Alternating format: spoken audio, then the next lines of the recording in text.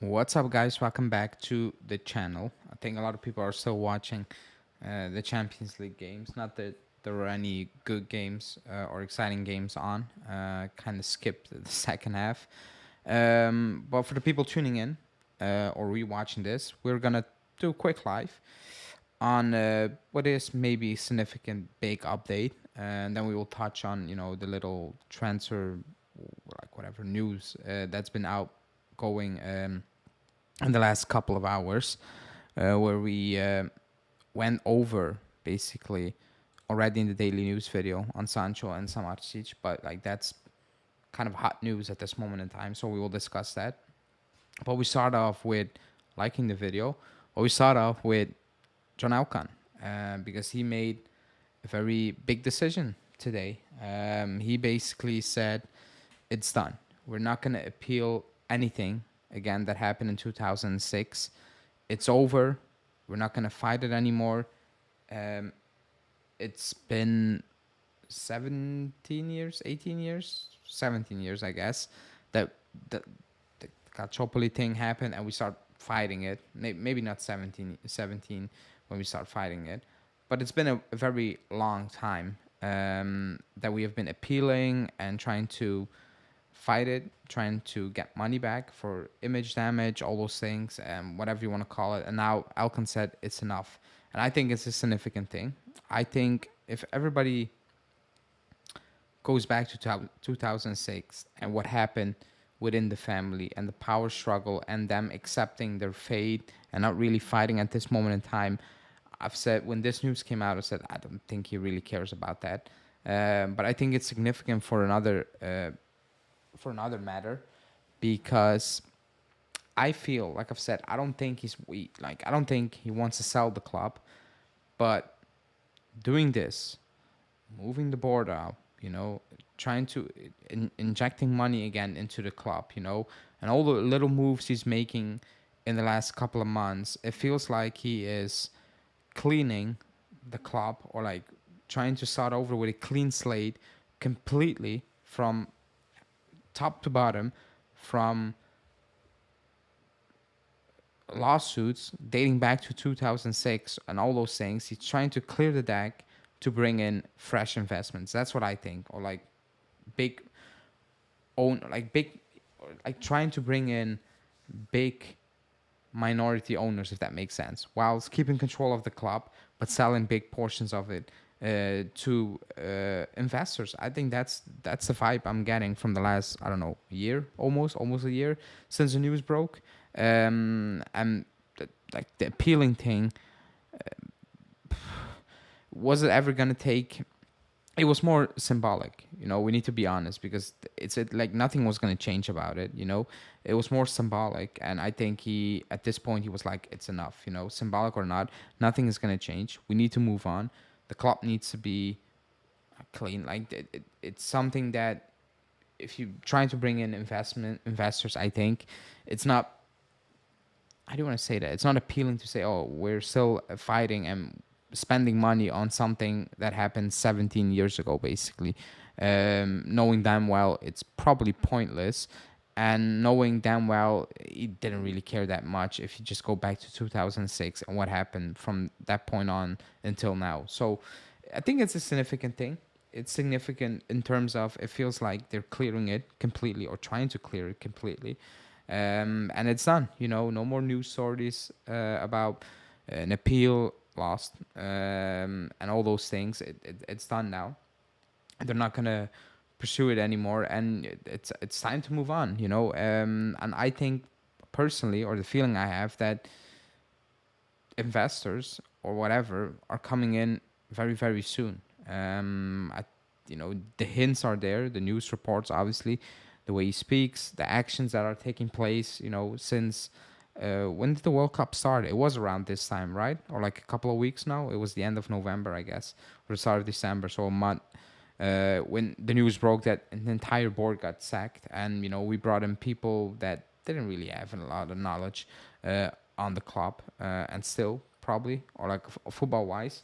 But when you looked in those backgrounds of those people coming in the club, they're all lawyers or a banker or worked in management and all those things, and you're just like, wow, like they're doing something completely different, and that's why they brought in Juntoli, and he was handed the keys basically to take care of everything happening kind of on the field, and off the field it's the other guys in the background, because you don't hear from Scanavino, you don't hear from Ferrero. They give the odd interview here and there, which maybe is a good thing, potentially. But that's what's just happening now. And I think the 2006 ending of, we're going to appeal this, and this is an extent of it, basically saying, you know what, it's done. We've tried, and now we need to get over it, basically, because the club, even if they're not going to lose, we're going to count those titles. The club is going to do that. So it's not going to change anything from that perspective. It's just something that it's gone now, and the club can, or how I think the club is seeing, let's focus on something completely different now. And the different thing is winning, obviously. Be sustainable. I think that's the big. How do you want to say that? Like the big topic. Be sustainable whilst competing for trophies, because we need to win stuff.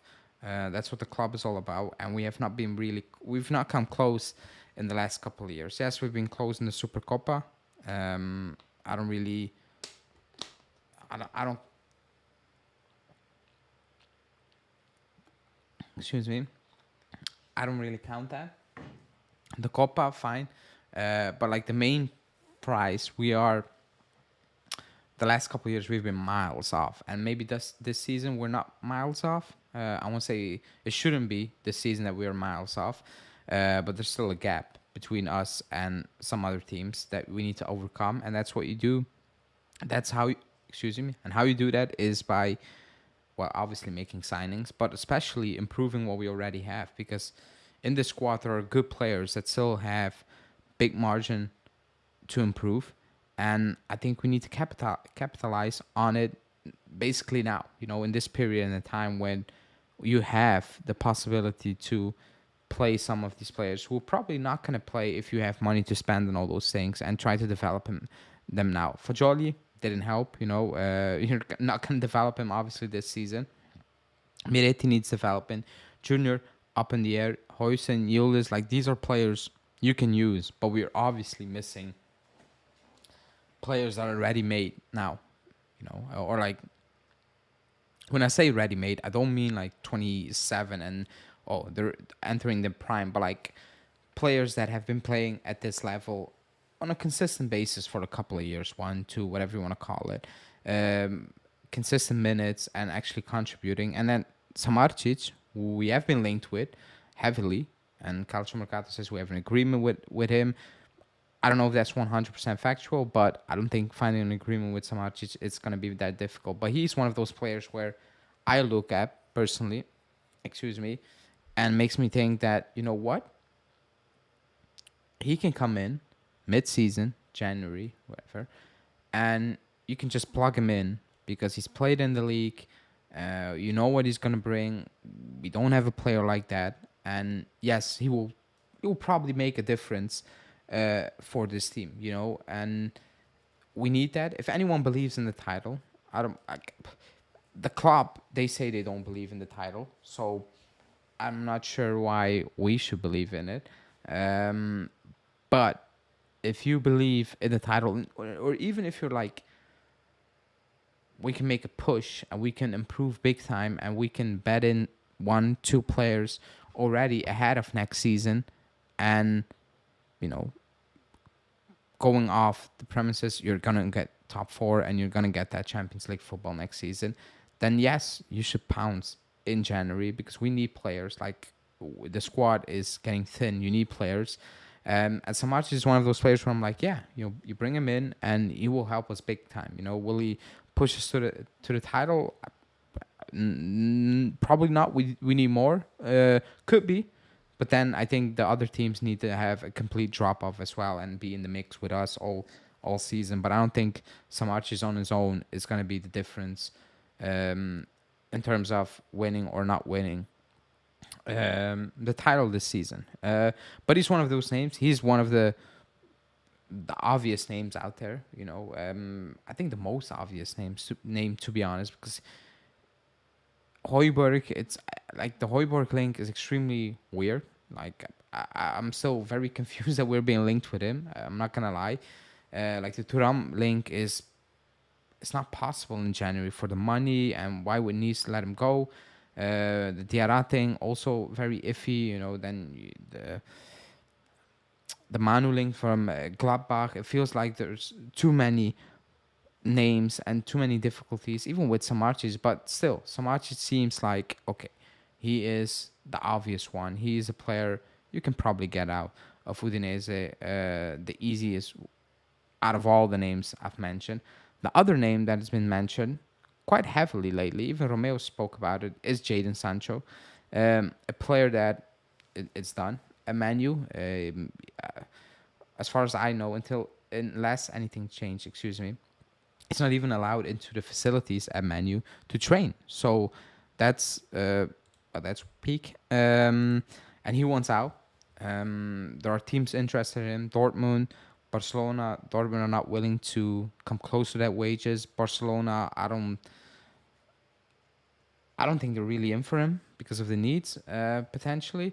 But apparently, according to Sky Germany, we are very interested and we are serious, and we already had talks with his agent to see, what's the possibilities. What are the possibilities from his perspective, from Manu's perspective, because the club wants a loan with an option to buy. Now, keep in mind, if the reports are true, he's on 9 to 10 million net a season, which is insane. Like, it's more than Vlahovic, it's more than Chiesa, it's more than Chesney and whatever. So that's something that's extremely sticky. Does he want to give up so much money? He probably will need to if he's going to leave Manu. Alone, is that a good move? Do we need him? Like, I like Sancho. It didn't work out at Manu, but like I've said in my previous video, who has succeeded at Manu in the last 10 years? So that could be a thing. At Dortmund, he was fun to watch. He was fun to watch on the left-hand side and on the right-hand side. Both, he was fun to watch. He was extremely good in possession. He was getting that ball in quickly as well. If you look at Dortmund, they played a lot of counter-attacking football, but even in possession, it was quick, and that's where, in my opinion, he's at his best. Instead of just keeping the possession and trying to beat a couple of players.